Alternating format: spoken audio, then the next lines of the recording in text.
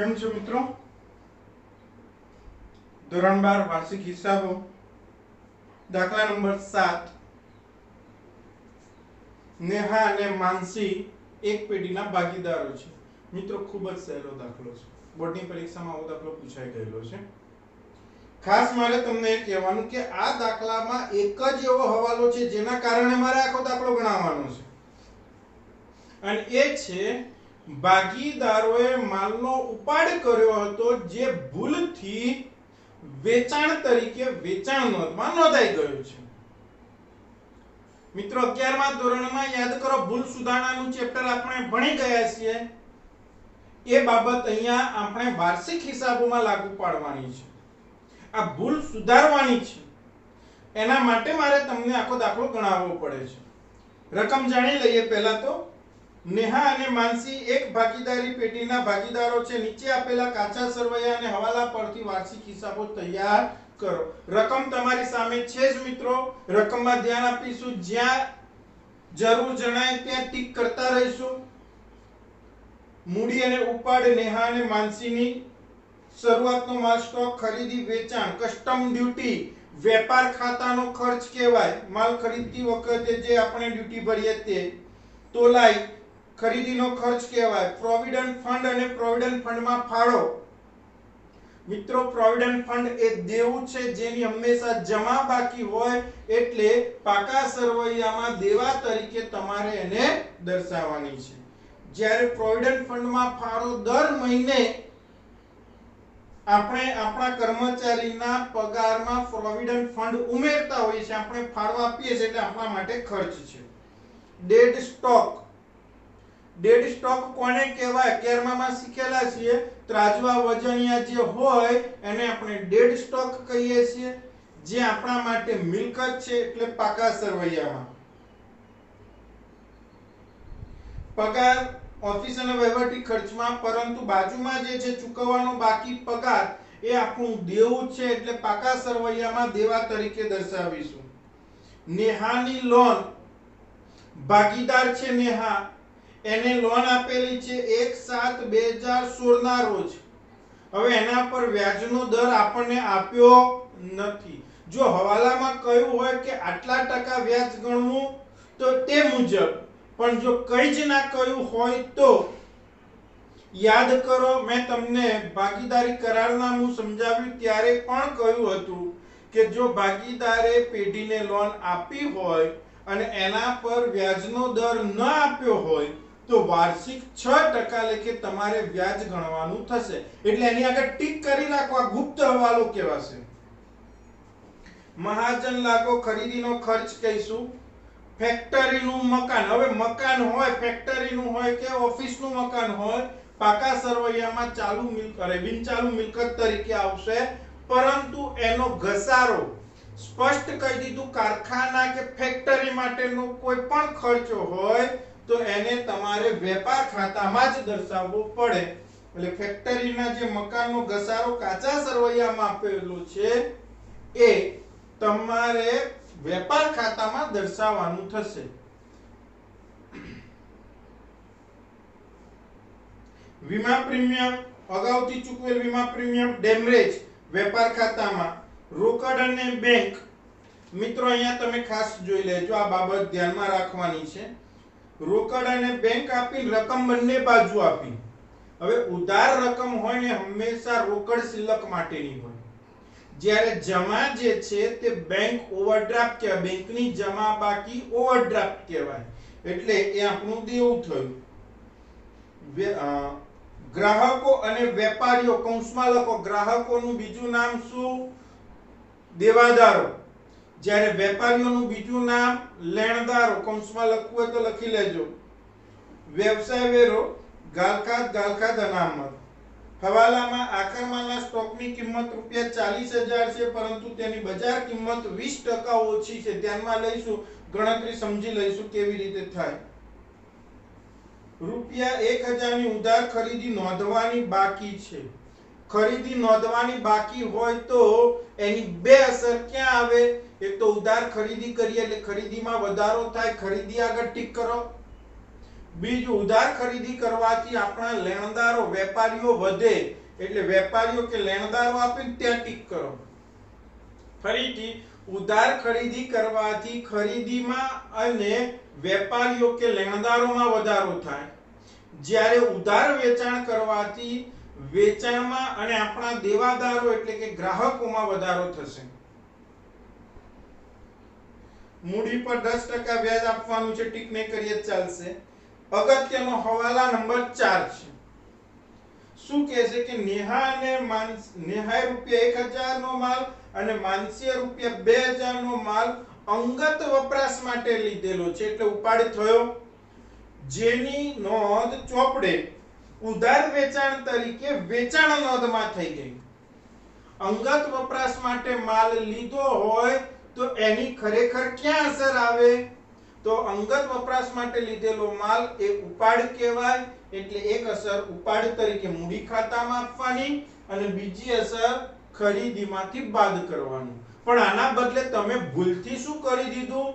વેચાણ નોંધમાં નોંધ કરી, એટલે વેચાણમાં ઉમેરાઈ ગયું. વેચાણ વધ્યું હોય તો સામે દેવાદારો પણ વધ્યા જશે. એટલે તમારે આમાં શું કરવાનું છે યાદ રાખશું. 4 એન્ટ્રી થશે. ખોટું કાઢવાની બેન, સાચી અસર આપવાની બેન. ખોટું શું થયું? તો વેચાણમાં નોંધ થઈ ગઈ તો વેચાણમાંથી બાદ કરો. વેચાણ ઘટ્યું તો સામે દેવાદારો ઘટે, એટલે વેચાણ અને દેવાદારોમાંથી બાદ કરીશું, ટીક કરો. વેચાણ આગળ અને દેવાદારો આગળ ટીક કરો, એમાંથી બાદ થશે. સાચું શું? તો ખરીદી તરીકે ખરીદીમાંથી બાદ કરીશું ઉપાડથી ગયેલો માલ, અને બીજી અસર મૂડી ખાતામાં માલનો ઉપાડ. 4 એન્ટ્રી થશે. બસ આ એક જ હવાલો તમારા માટે ખૂબ અગત્યનો હતો. ત્યારબાદ ગાલખાદ અનામત 3000 રાખવાનું છે. દેવાદારો ઉપર ફરીથી એક વખત ટીક કરો, અને દેવાદારો પર વટાવ અનામત 10% લેખે રાખવાનું છે. આ નવો પોઈન્ટ આવ્યો છે, 11માં આવ્યો તો 1-2 દાખલામાં. તો ગાલખાદ અનામત બાદ કર્યા પછી જે દેવાદારો વધે એના પર વટાવ અનામતની જોગવાઈ તમારે કરવાની છે. ક્લિયર? હવે એની એન્ટ્રી કેવી રીતે આપવાની એ પણ આપણે અહીંયા સમજી જઈશું. તો દેવાદારો ઉપર ટોટલ 3 ટીક થયા હશે, જોઈ લો તમે. વિડિયો સ્ટોપ કરો દરેક જણ, અને પહેલા જરૂરી ખાતા બનાવીશું. એમાં વેપાર ખાતામાં વિગતો વધારે આવે છે મિત્રો, એટલે વેપાર ખાતું અડધા પાનાનું, 1 પાનાનું નફા નુકસાન ખાતું, ફાળવણી ખાતા, મૂડી ખાતા અડધા પેજના, 1 પાનાનું પાકું સરવૈયું. વિડિયો સ્ટોપ કરો, ખાના દોરો, જરૂરી એન્ટ્રી તમારી રીતે ફટાફટ જાતે આપી દો. ચલો હવે આપણે ફટાફટ એન્ટ્રી આપી દઈએ. જો તમે જાતે એન્ટ્રી આપી હોય તો ચેક કરતા રહેજો તમારી એન્ટ્રીમાં કે ભૂલ તો નથી ને. અને મારી પહેલા તમારે જાતે એન્ટ્રી આપવાનું કામ પૂરું કરી લેવાનું. ન ખબર પડે એના માટે જ હવે વિડિયો લેસનનો ઉપયોગ કરો. બાકી બધું કામ તમારે રૂટીનમાં જાતે કરતા થઈ જાવ.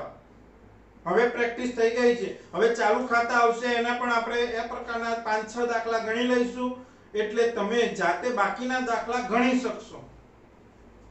ચલો સૌથી પહેલું જ મૂડી અને ઉપાડ લખવાનો છે.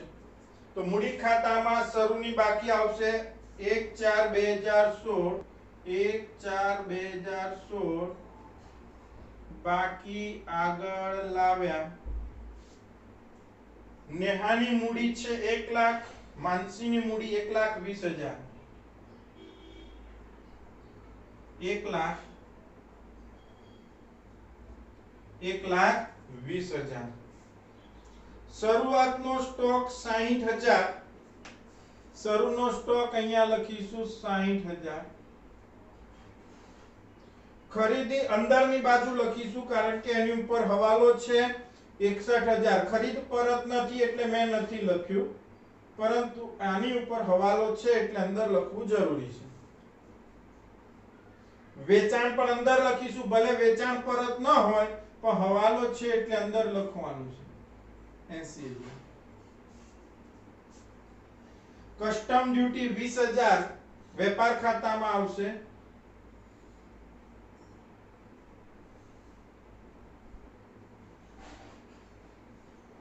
તોલાઈ 1,000 વેપાર ખાતામાં.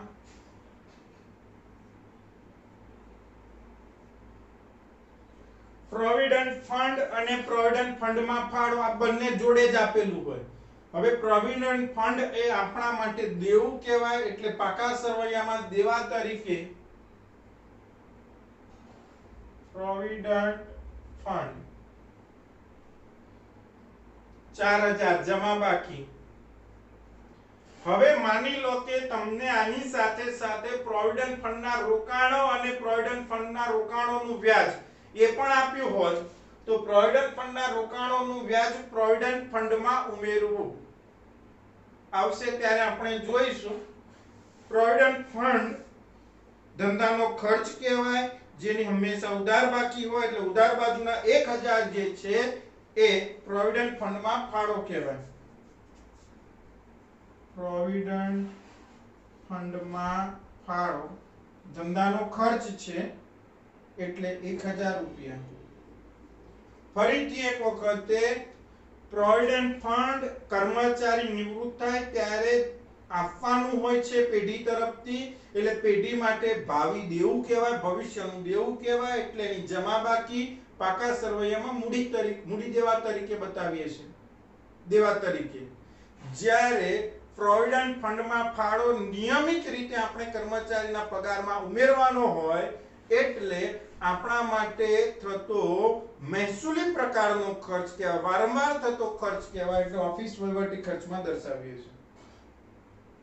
ડેડ સ્ટોક જેની પાછળ સ્ટોક શબ્દ આવે ને બધી આપણી મિલકતો.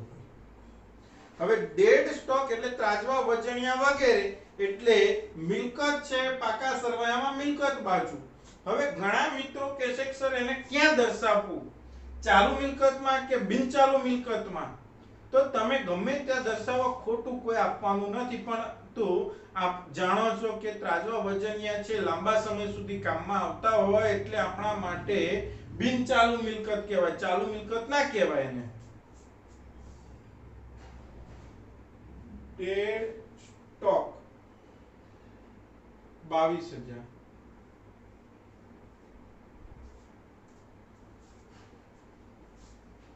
પગાર ઓફિસ અને વહીવટી ખર્ચ તરીકે 12000.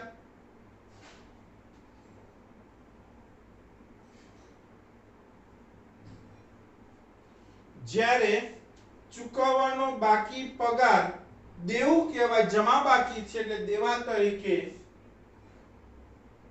ચૂકવવા બાકી પગાર 1400 રૂપિયા. નેહાની લોન ભાગીદારની લોન છે, ગુપ્ત હવાલો થયો એની લોન અંદર લખીશું 20000 રૂપિયા.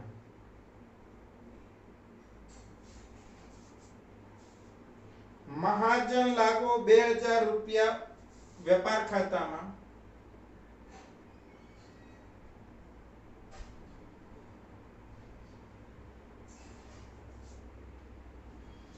ફેક્ટરીનું મકાન બિનચાલુ મિલકતમાં.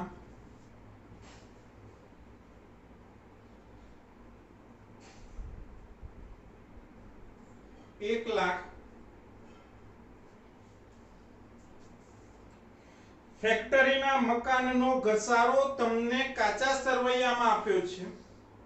હવાલામાં આ મકાન ઉપર ઘસારો કયો હોય તો આગળના દાખલામાં આપણે શું કર્યું હતું, મકાનમાં ઉમેરી હવાલાનો જે ઘસારો હતો એ ફરી ગણ્યો હતો.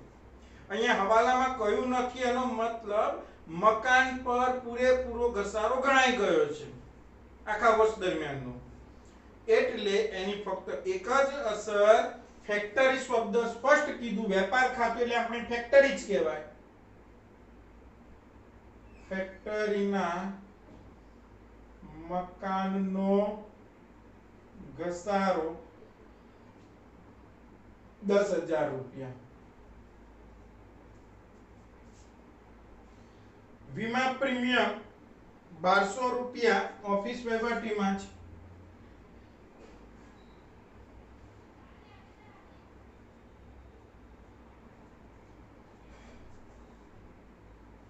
અગાઉથી ચૂકવેલ વીમા પ્રીમિયમ આપણું લેણું કહેવાય, પાકા સરવૈયામાં મિલકત લેણા બાજુ 600 રૂપિયા. અગાઉથી ચૂકવેલ વીમા પ્રીમિયમ 600 રૂપિયા. ડેમરેજ વેપાર ખાતાનો ખર્ચ કહેવાય.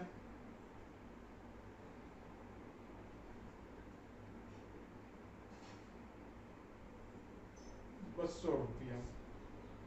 રોકડ અને બેંક શિલ્લક. હવે રોકડ શિલ્લક જે છે એ ચાલુ મિલકત તરીકે તમારે દર્શાવવાની. ઉધાર બાકી રોકડ શિલ્લક 6000. જ્યારે બેંકની જમા બાકી ઓવરડ્રાફ્ટ કહેવાય. Bank overdraft 18000. હુંડીઓ ઉધાર બાજુ હોય તે લેણી હુંડી કહેવાય. લેણી હુંડી 30000. જમા છે તે દેવી હુંડી કહેવાય. 14000.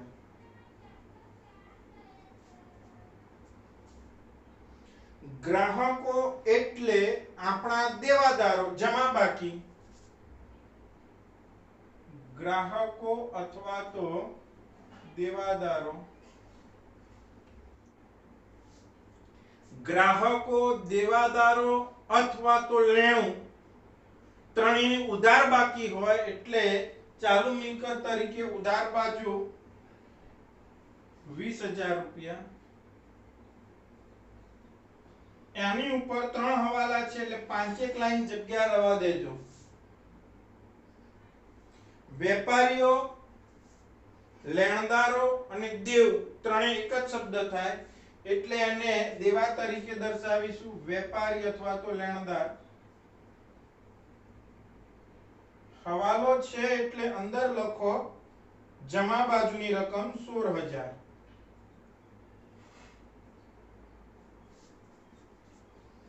વ્યવસાય વેરો. આવક વેરો માલિકનો અંગત ખર્ચ કહેવાય પણ વ્યવસાય વેરો જે છે એ ધંધાનો ખર્ચ કહેવાય એટલે ઓફિસ અને વહીવટીમાં 1000.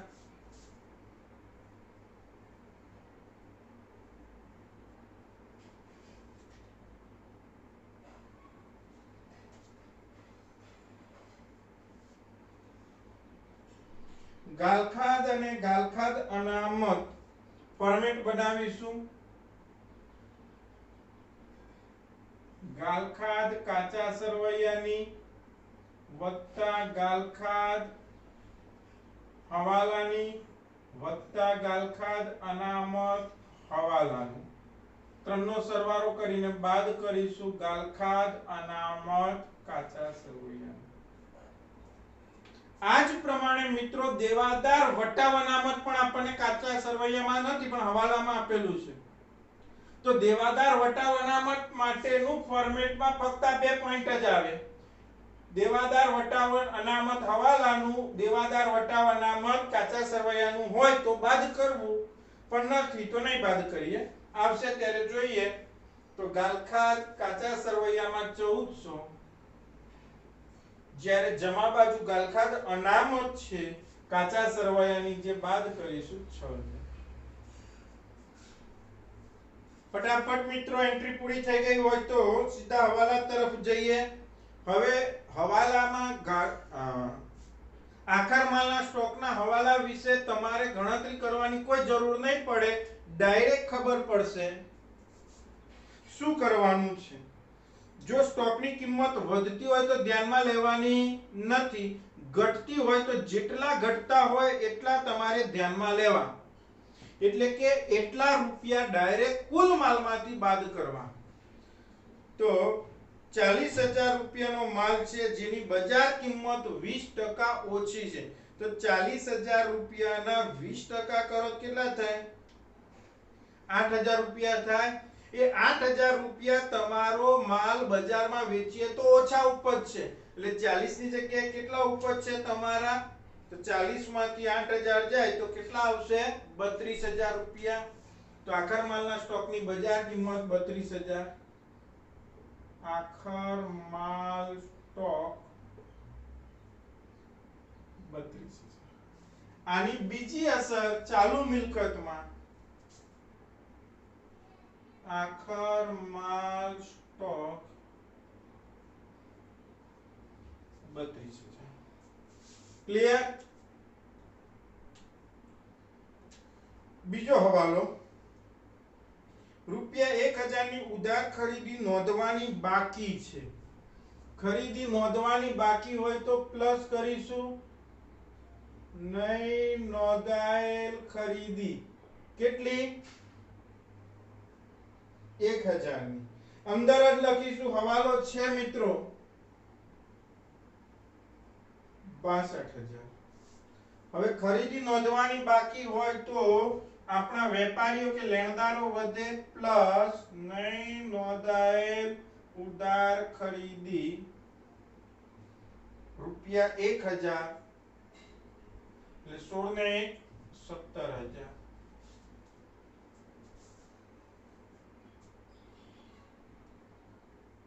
ભાગીદારોને મૂડી પર 10% વ્યાજ આપવાનું છે મૂડી જે છે એની નીચે મૂડીનું વ્યાજ તારીખ 31/3/17 મૂડી પર વ્યાજ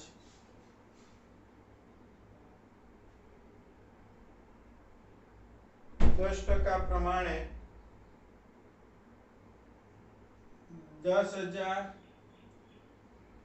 12000 બીજી અસર તમારે ફાળવણી ખાતામાં આવશે મૂડી પર વ્યાજ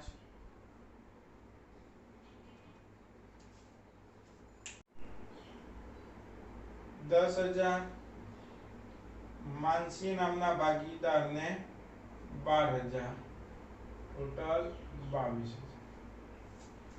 મિત્રો એક બાબત ધ્યાનમાં આવી ગઈ મારે આપણે જ્યારે શરૂઆતની મૂડી લખી ત્યારે ઉપાડ લખવાનો રહી ગયો તો પહેલા એ લખી લઈશું 31/3/17 ઉપાડ ખાતે કાચા સરવૈયામાં આપેલો ઉપાડ નેહાનો 10000 છે અને માનસીનો 20000 છે આ રહી ગયું હતું શરૂઆતમાં જ લખવાનું પણ મારાથી ભૂલાઈ ગયું હતું ચેક કરી લેજો તમે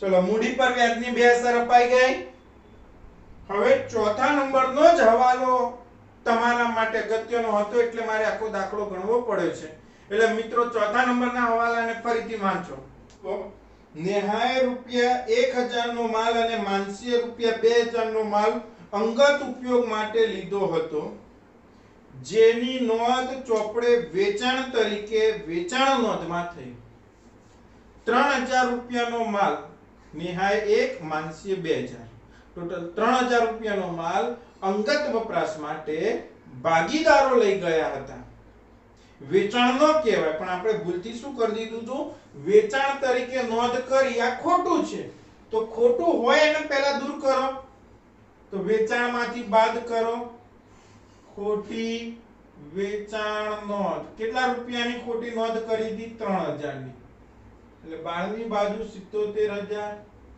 હવે વેચાણ ઘટે તો સામે દેવાદારો પણ ઘટવાના 12 ખોટી વેચાણ નોંધ 3000 20000 માંથી 3000 જાય તો કેટલા વધે 17000 ખોટું હતું એ કાઢી નાખ્યું સાચું શું હતું તો ભાગીદારોએ ઉપાડ કરેલો હતો એટલે ઉપાડ તરીકે અહીંયા દર્શાવો ઉપાડ ખાતે કૌંસમાં લખજો માલ એટલે ખબર પડે માલનો ઉપાડ નેહાએ ₹1000 નો અને માનસીએ ₹2000 નો માલનો ઉપાડ કર્યો હતો હવે આ બંનેની બીજી અસર ખરીદીમાંથી બાદ કરીશું ઉપાડથી ગયેલો માલ ઉપાડથી ગયેલ માલ બે ને ટોટલ 3000 ₹59000 12મી બાજુ આવશે ફરીથી એક વખત મિત્રો ચાર એન્ટ્રીમાં પહેલા ખોટું કરી એની બે એન્ટ્રી કાઢી નાખી અને સાચાની 2 એન્ટ્રી.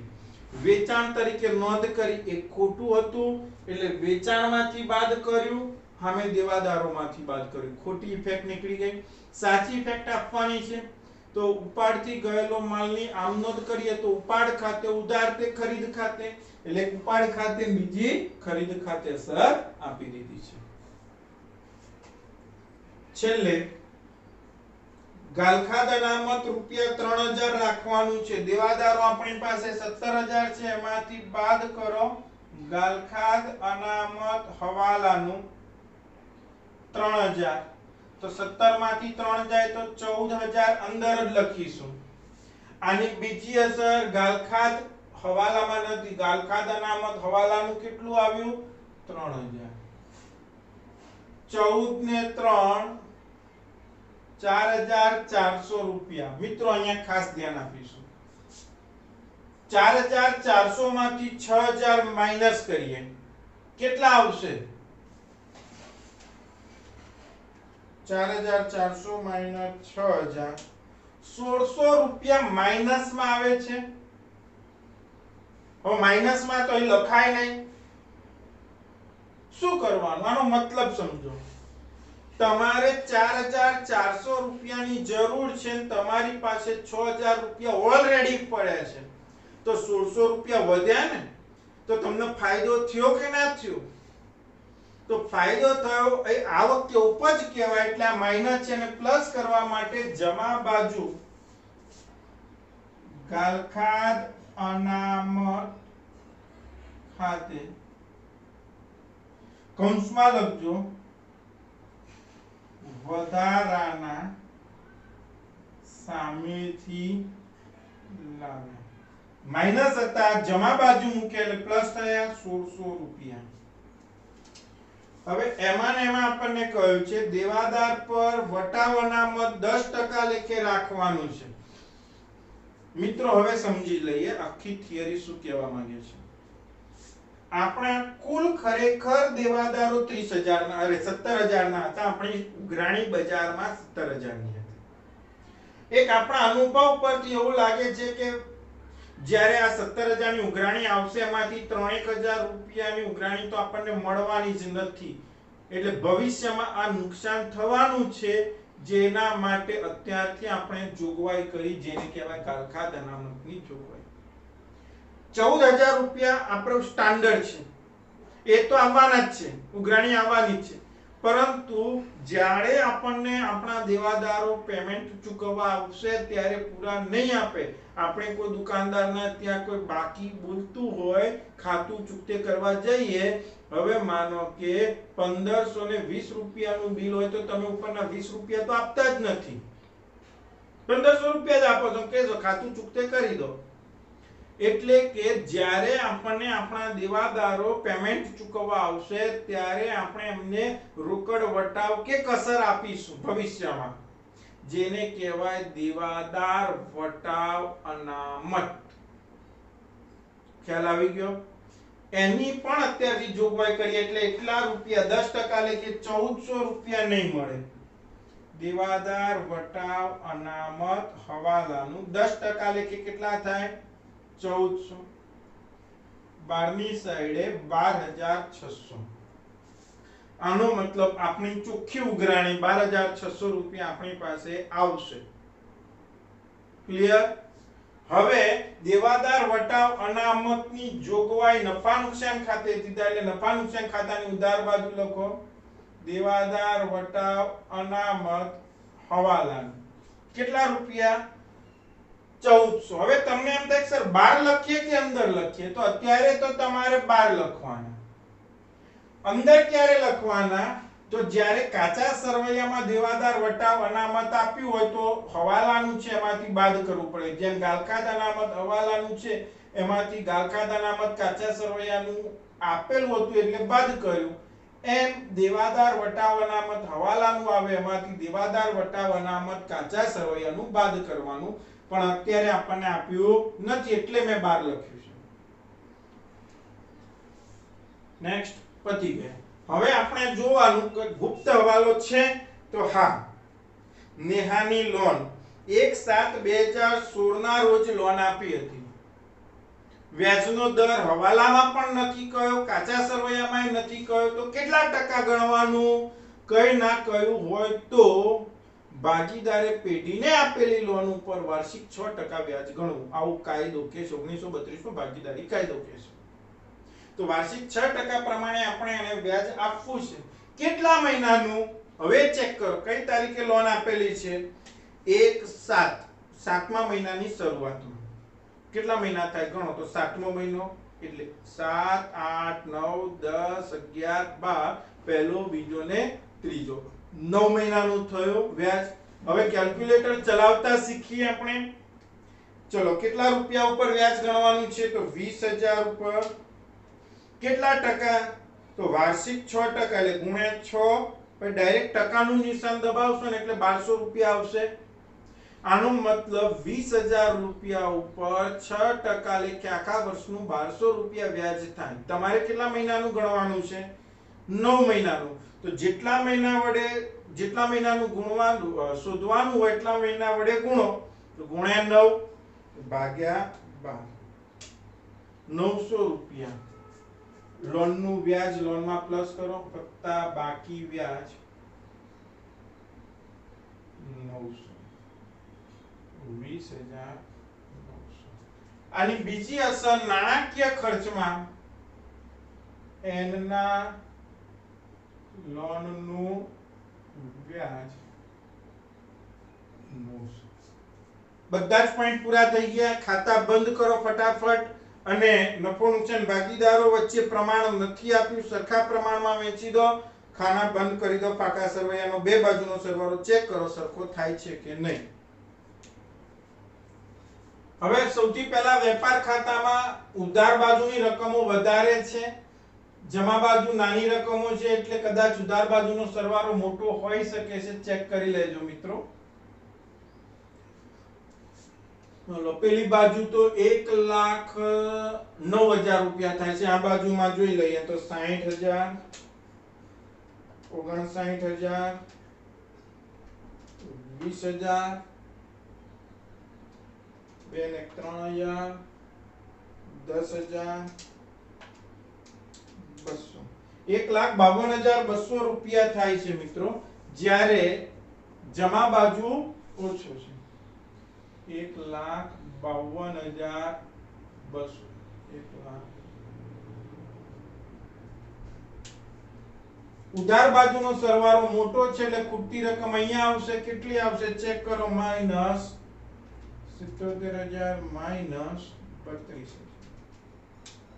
-32,000 43,200 ઉધાર બાકી થઈ.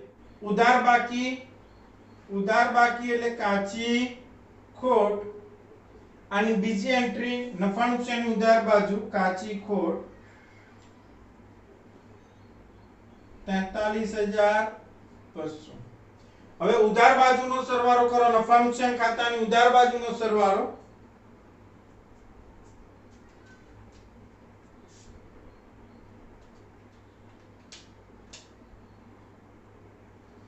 ₹60,700 ઉધાર બાજુનો સરવાળો મોટો આવ્યો.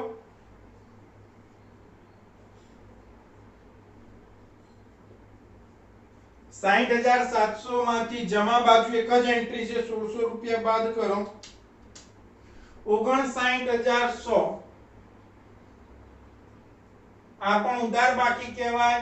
ઉધાર બાકી એટલે ખોટ, પરંતુ નફા નુકસાન ખાતાની ઉધાર બાકી એટલે ચોખ્ખી ખોટ. આની બીજી એન્ટ્રી નફા નુકસાન ફાળવણી ખાતામાં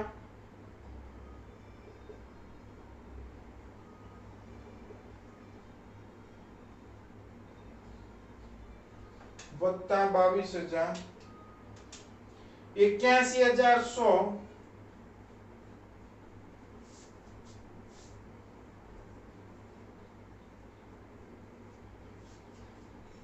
81,100 વેચાણી પાત્ર ખોટ કહેવાય.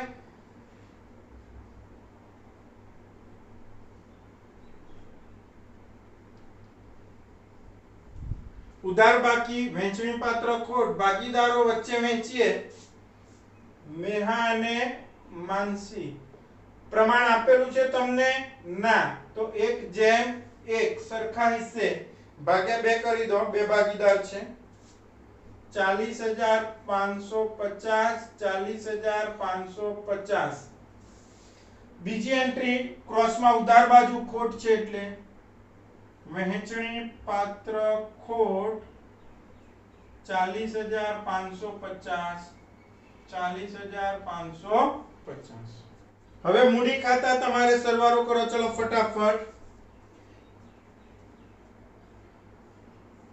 1,10,000 નેહાનો મૂડી ખાતાનો જમા બાજુ એમાંથી બાદ કરો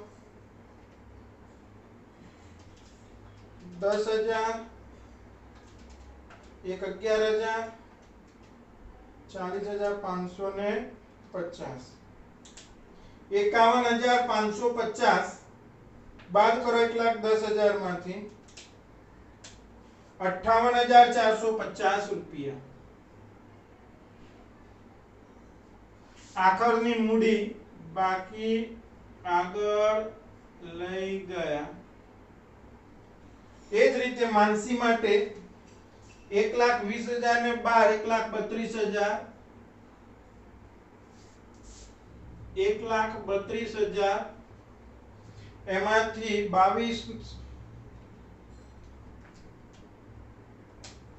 20 ને 22 વત્તા 40,550 62,550 રૂપિયા બાદ કરીએ 1,32,000 માંથી એટલે 69,450 હવે આ બંને આખરની મૂડી પાકા સરવૈયામાં નેહા અને માનસી 58,450 69,450 બંનેનો સરવાળો કરો પેઢીની કુલ મૂડી 1,27,900 મૂડી દેવા બાજુનો સરવાળો કરો ચલો 4,000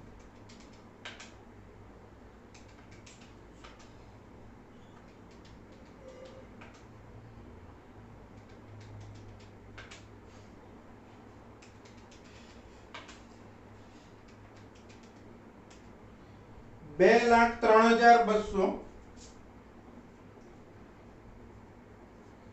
મિલકત લેણા બાજુ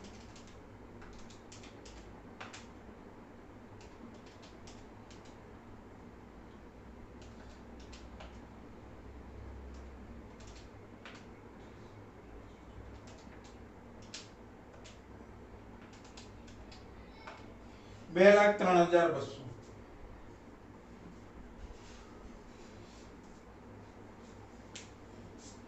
મિત્રો ખૂબ જ સહેલો દાખલો હતો અત્યાર સુધી આપણે જે કંઈ પણ દાખલા ગણ્યા બેઝિક લેવલના હતા 11 વાના જ કન્સેપ્ટ સાથે સીધા જોડાયેલા હતા હવેથી જે દાખલા શરૂ થાય છે તે મિત્રો થોડા હવાલા પણ વધારે છે થોડા કટપટા પણ હવાલા હશે તેમ છતાં તમે જો જાતે ગણવાનો પ્રયત્ન કરશો તો તમને ફાવી જશે એ પ્રકારના જ દાખલા અહીંયા છે અને હવે બધા જે દાખલા શરૂ થશે બોર્ડની પરીક્ષામાં પૂછાયેલા દાખલા ગણવાની શરૂઆત થવાની છે એટલે મિત્રો ચૂકતા નહીં ફરીથી જ્યારે તમે દાખલો ગણી લેશો વિડિયો જોયા પછી એને લાઈક કરી લો શેર કરો મિત્રોને અને ત્યારબાદ ફરીથી આખો દાખલો જાતે ગણો અને એનું હોમવર્ક મને આજે ને આજે સેન્ડ કરો